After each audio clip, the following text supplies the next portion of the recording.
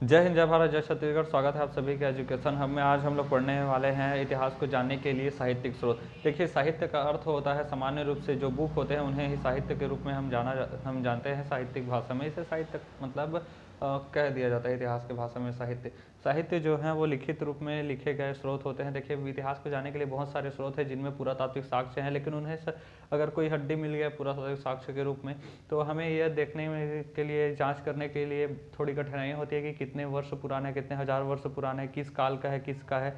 लेकिन अगर यही लिखित रूप में हो तो ये बहुत ही ज़्यादा सुलभ होते हैं। तो साहित्यिक स्रोत जो होते हैं वो किताब ही होते हैं, इन्हें कोई बहुत बड़ा चीज़ नहीं होता है। तो साहित्यिक स्रोत जो है वो लिखित स्रोत होते हैं और इतिहास जानने को सबसे प्रबल, सुलभ और यह सबसे बड़ा साधन होता है, क्योंकि लिखित रूप में उस समय के राजा, उस समय के बारे में अच्छे से डिटेल्स इसमें जानकारियाँ होती हैं। देखिए, साहित्यिक स्रोत हैं वो जो दो भागों में बटे हुए होते हैं। इन्हें गैर धार्मिक और धार्मिक दो भागों में बांट दिया जाता है। गैर धार्मिक वो किताब होते हैं, वो साहित्य होते हैं जो किसी न किसी धर्म से कोई संबंध इसका नहीं होता है। जैसे कि चाणक्य के द्वारा लिखी गई अर्थशास्त्र की किताब। अर्थशास्त्र की किताब किसी भी धर्म से संबंधित नहीं है। भले ही नाम उसका अर्थशास्त्र है, लेकिन उसका संबंध राजनीति से है, तो राजनीति किसी धर्म से संबंधित नहीं होता है। तो जो किताब किसी भी धर्म से संबंधित नहीं है उसे गैर धार्मिक साहित्यिक स्रोत के नाम से जाना जाता है, जैसे कि चाणक्य द्वारा लिखी गई अर्थशास्त्र की किताब जो कि राजनीति से संबंध है।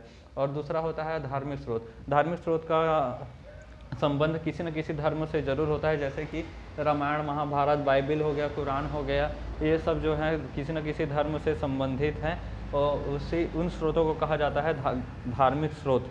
ठीक है। धार्मिक स्रोत भी होते हैं, वो भी दो प्रकार से बटे हुए होते हैं।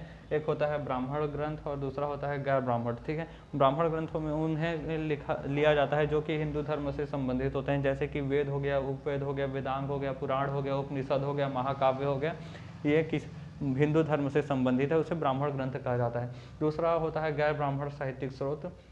इसका संबंध हिंदू धर्म से बिल्कुल नहीं होता है। इसका संबंध जैसे कि जैन धर्म हो गया, बौद्ध धर्म हो गया, इन अन्य जो हिंदू धर्म है उसके अलावा जो अन्य धर्म है उनसे इनका संबंध होता है। जैसे कि प्राकृत भाषा, जैन धर्म जो है वह प्राकृत भाषा में लिखा गया है, प्राकृत भाषा में लिखा गया है जैन धर्म। ठीक है। और इसकी बहुत सारी किताबें, बहुत सारे इसके पवित्र ग्रंथ हैं, जैसे कि 12 अंग है, 12 उपांग है, आचरांग सूत्र है, भगवती सूत्र है, कल्प सूत्र है। ये इनकी किताबें हैं, मतलब साहित्यिक स्रोत हैं। इनके माध्यम से जैन धर्म के बारे में जानकारियाँ मिलती हैं। ठीक है। दूसरा है बौद्ध धर्म। बौद्ध धर्म जो है उसकी भाषा जो है वह पाली भाषा है। ठीक है। बौद्ध धर्म किस भाषा में लिखा गया है? पाली भाषा में लिखा गया है। इसका जो जातक ग्रंथ है वह भगवान बुद्ध के पूर्व जन्म की 200 कहानियाँ बयान करती है। ठीक है। जो जातक ग्रंथ है उसमें भगवान गौतम बुद्ध के पूर्व जन्म की 200 कहानियाँ हैं। ठीक है। भगवान बुद्ध की कहानियाँ अगर पढ़नी होगी तो जातक ग्रंथ आप लोग पढ़ लीजिएगा। भगवान बुद्ध की उसमें 200 कहानियाँ उनके पूर्व जन्म की लिखी हुई हैं। ललित विस्तार की अगर हम बात करें तो भगवान गौतम बुद्ध के जीवन की अगर पूरी जानकारी हमें चाहिए तो ललित विस्तार एक बार ध्यान से पढ़ लीजिएगा, क्योंकि ललित विस्तार में भगवान गौतम बुद्ध के पूरी जीवन की जीवनी लिखी गई है। ठीक है। तीसरा एक और है अंगुत्तर निकाय। इस अंगुत्तर निकाय में भगवान गौतम बुद्ध के 16 महाजनपद जो थे उसकी चर्चाएं की गई है अंगुत्तर निकाय में। ठीक है। बौद्ध धर्म का सबसे पवित्र पुस्तक है त्रिपिटक। पिटक ग्रंथ जो है वह 3 भागों में बटा हुआ है, इसलिए इसे त्रिपिटक कहा जाता है। यह सबसे पवित्र ग्रंथ है। ये किन किन 3 भागों में बटा हुआ है? तो शुद्ध पिटक, विनय पिटक और अभिधम्म पिटक में।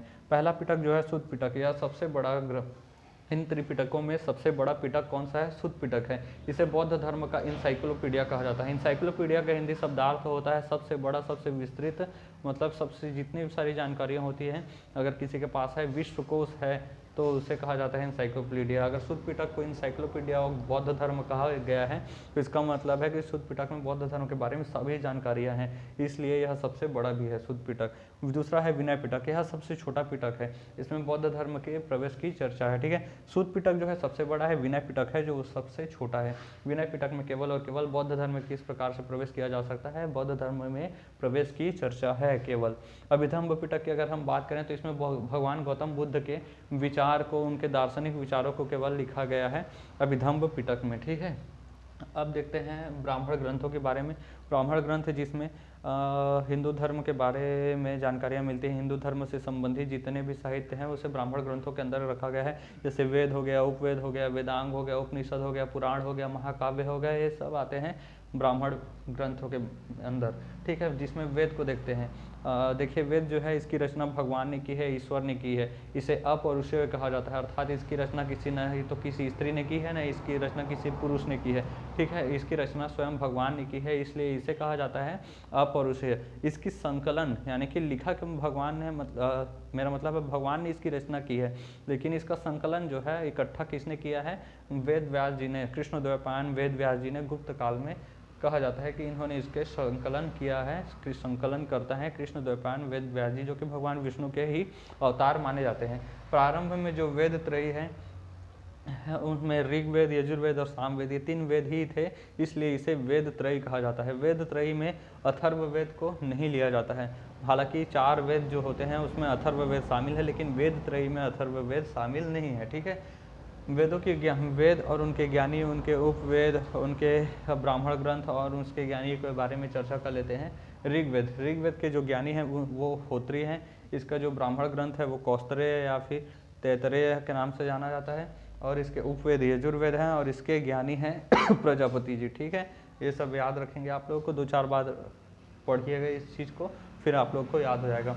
दूसरा है सामवेद। सामवेद के जो ज्ञानी हैं वो हैं उद्गाता, और इसके जो ब्राह्मण ग्रंथ हैं वो है पंचविश। इसके उपवेद हैं गंधर्व वेद और इसके ज्ञानी हैं नारद जी, ठीक है। यजुर्वेद की बात करें तो इसके जो ज्ञानी हैं वो है अधर्व, उसके ब्राह्मण ग्रंथ हैं तैतरेय या फिर शतपथ। देखिए ऋग्वेद का कौस्तरेय या तैतरेय है, यजुर्वेद का तैतरेय या फिर शतपथ है, ठीक है। उपवेद का धनुर्वेद है और इनका जो ज्ञानी है वो है विश्वामित्र जी, ठीक है। अथर्ववेद की बात करें तो इसके ज्ञानी स्वयं ब्रह्मा जी हैं, और इसमें गोपथ या को ब्राह्मण ग्रंथ के रूप में गोपथ है, और उपवेद जो है इसके शिल्पवेद है और इसके ज्ञानी हैं भगवान विश्वकर्मा जी।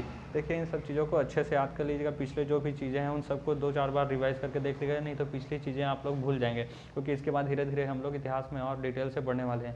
ये सिर्फ एक छोटा सा मतलब एग्जाम्पल टाइप का था कि इतिहास को जानने के लिए साहित्यिक स्रोत में क्या क्या है, ठीक है।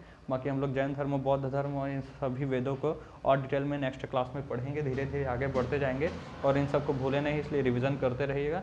अगले क्लास में हम लोग पढ़ेंगे ऋग्वेद, यजुर्वेद, सामवेद, अथर्ववेद, इन चारों वेदों को अच्छे से डिटेल से पढ़ेंगे। मिलेंगे नेक्स्ट क्लास में, तब तक के लिए जय हिंद।